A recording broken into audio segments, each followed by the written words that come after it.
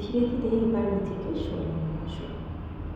সরিয়ে নিয়ে আসো সেই সব জায়গা থেকে যেখানে তুমি তোমার মূল্যায়ন পাও। এবার নিজেকে বোঝাও কে তোমার সত্যিকারের ভালো চায় আর কে ভালো মুখোশ করে শুধু ক্ষতি করার চেষ্টা করছে। কারণ যারা খারাপ তারা সব সময় ভালোটাকে দূরে সরিয়ে রাখে, নিজের প্রয়োজন মেটাতে যা কিছু করতে পারে। তাই এবার বুঝতে শেখো, আসলে আজ তুমি যাকে ভালোবাসছো, নিজের থেকেও বেশি গুরুত্ব দিচ্ছ, সেও একদিন বলবে তার জন্য তুমি কি করেছো। তখন শুধুই তুমি বোকা হয়ে যাবে।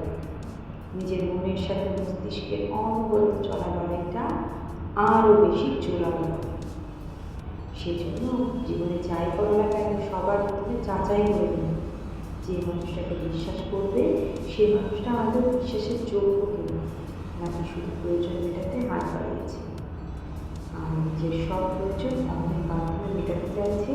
যাচাই করে দিন আর নিজের ভালোটা নিজে বুঝতে শেখো।